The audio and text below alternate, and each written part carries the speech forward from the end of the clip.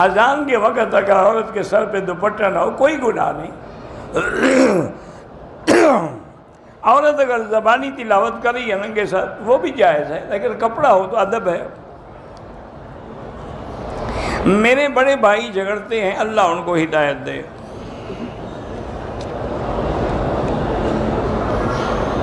کعبے پر کوئی نام لکھنا جائز نہیں ہے. میرے بیٹے نے 10 پارے پڑھے، آگے نہیں پڑھتا، اللہ ہدایت دے. جس پر قرضہ ہے وہ استغفار زیادہ پڑھے. برمنگم سے جن دوستوں نے سلام کہا ہے وعلیہ السلام ورحمۃ اللہ وبرکاتہ. بہرحال جو بھی بریلوی ہو یا کوئی ہو، اگر وہ اہل بدعت ہیں، یعنی اذان سے پہلے صلاۃ والسلام پڑھتے ہیں، نماز کے بعد کھڑے ہو کے صلاۃ والسلام، تو دلیل ہے کہ اہل بدعت، ان کے پیچھے نماز نہیں ہوتی.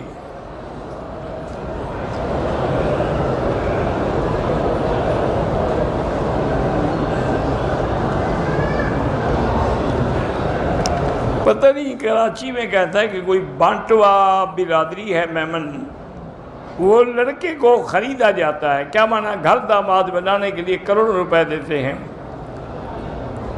غریب لڑکی کے والدین قرضہ اور زکوٰۃ لے کر رشتہ کرانے والے بروکر بھی دونوں پارٹیوں سے لاکھوں مال. بہرحال یہ مجبوری ہے. لڑکیوں کے رشتے کے لیے بیچارے بروکر کو، دلال کو پیسے دیتے ہیں کہ کوئی اچھا رشتہ ڈھونڈے، لیکن گھر داماد بنانے کے لیے کسی کو خرید کر کے غلام نہیں بنانا چاہیے. بہرحال زمزم میں پانی نہ ملا، اصول یہی ہے کہ نہ ملائیں. عورت کے پانی آنے سے غسل کرنا ہوگا. پانی کا پتہ نہیں کیا، کون سا پانی، مزی ہے، مدی ہے، منی ہے، کیا ہے. میرے میاں باہر ہوتے ہیں، صبر کے لیے ایک تو اللہ کا ذکر کریں، دوسرا ٹھنڈی چیزیں استعمال کریں.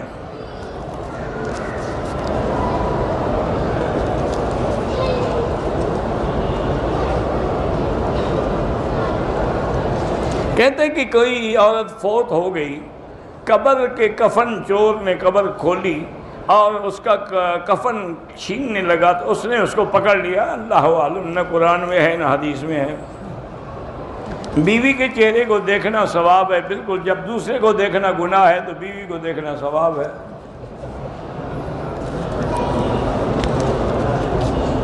پاکستان میں دھوبی کپڑے گندی جگہوں پہ دھوتے ہیں. ان کو چاہیے کہ دھونے کے بعد پھر پاک پانی میں ان کو ڈال کے نچوڑیں، ورنہ کپڑے پاک نہیں ہوں گے.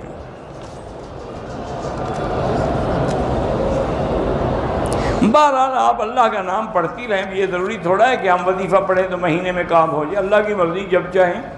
ہمارا کام ہے مانگتے رہنا. ہمارا کام ہے کہ بادشاہ کے دروازے پہ بیٹھے رہیں. اب بادشاہ کی مرضی جب نظر کرم فرمائیں. پاکستان میں بہت سارے کھانوں کا، بازار کے کھانوں کا رواج ہے. کھانا کھانے والوں اور دھوبی کے دلے کپڑے پہننے والوں کی نہیں. وہ مسئلہ تم نے سمجھا نہیں. وہ فقہا نے یہ لکھا ہے کہ جو آدمی چلتے پھرتے کھا رہا ہے تو اس کی گواہی قبول نہ کی جائے، چونکہ یہ مروت کے خلاف کر رہا ہے. کھانے کا حکم ہے تو بیٹھ کے کھائے.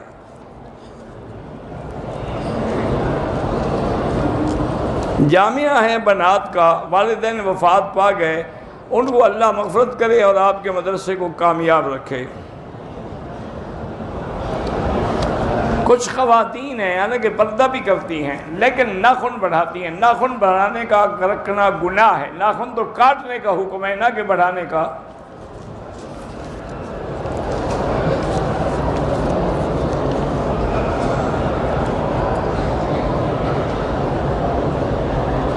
بہرحال اگر آپ کے پاس پھٹے پرانے نوٹ ہیں تو بینک میں دیتے ہیں، اس کی فیس لیتے ہیں تو کوئی بات نہیں. میرے والد نے 2 شادیاں کی ہیں، وہ ہمیں جائیداد میں حصہ دینے سے انکار کریں. بالکل قیامت میں دیں گے. ظلم کر رہے ہیں.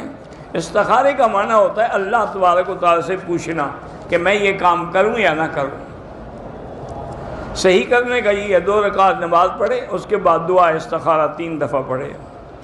میرا بھانجا اور بھانجی جو ہیں تھریسمیا کی بیماری، اللہ ان کو شفا دے۔ حلال جانوروں کے جو کپورے ہیں اس کے بارے میں بعض علماء کہتے ہیں مکروہ ہیں، بعض اجازت دیتے ہیں۔ وہی میں نے جو بتایا تھا آپ کو، سیسٹون، وہ گردے کی پتھری ہو یا کہیں بھی وہ پتے میں ہو، انشاءاللہ وہ نکل جاتی ہے۔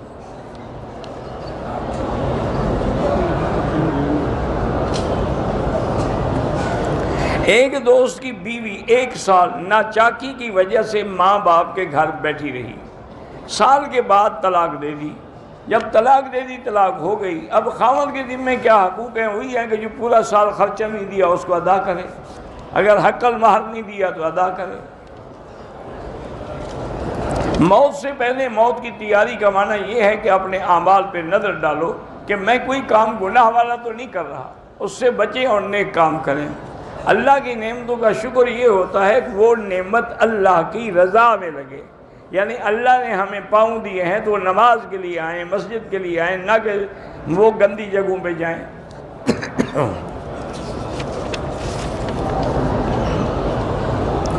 آپ طواف کر کے اپنی والدہ کی صحت کی دعا کر سکتے ہیں، بالکل کر سکتے ہیں۔ میری بات یہ بیمار، اللہ ہر بیمار کو شفائے کاملہ عطا فرمائے۔ 2 سجدوں کے درمیان میں کئی دفعہ تو میں نے بتایا رب اغفر لی ورحمنی وارزقنی واجبرنی واہدنی واعف عنی، یہ دعا پڑھا کریں، نہ آئے تو چپ رہیں۔ نماز کے دوران آپ دعا نہیں مانگ سکتے، تشہد میں دعا مانگی جاتی ہے، اللہم انی ظلمت نفسی ظلما کثیرا۔ اگر بیمار ہیں ہسپتال میں تو اللہ جب آپ کی والدہ کو تندرست کر دیں تو جتنی نمازیں رہ گئی ہیں وہ قضا کریں، اگر نہ ہوں تو پھر کفارہ دیں، ہر نماز کا صدقہ فطر کے برابر، یعنی تقریباً 2 سیر گندم کی قیمت۔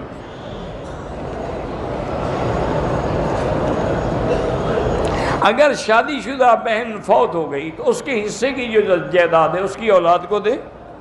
کے دوران کعبہ شریف کی طرف نہ سینہ پھیریں نہ پشت پھیریں، اگر ہو جائے تو پھر 2 قدم پیچھے جا کے پھر سیدھے ہو جائیں۔ 2 رکعت نہیں پڑھے، 3 دن گزر گئے، اب پڑھ لے۔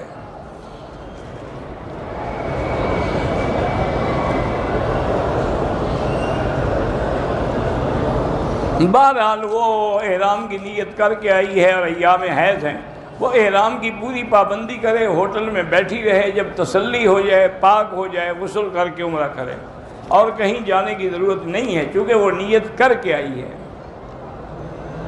میقات جو ہیں وہ 5 ہیں۔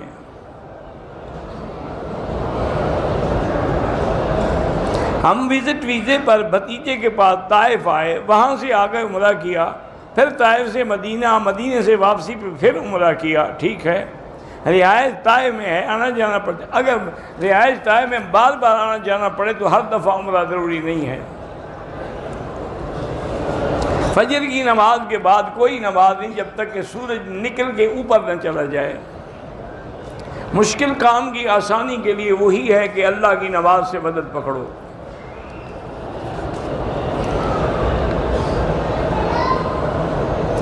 آپ وکیل ہیں، عمرے کے بعد بھی وکالت کریں، لیکن کوشش یہ کریں کہ مظلوم کا ساتھ دیں، ظالم کا ساتھ نہ دیں۔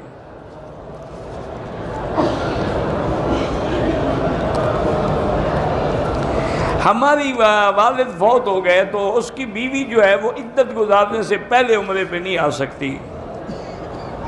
میری بھانجی کا ذہنی توازن درست نہیں ہے، اللہ اس کو شفا عطا فرمائے۔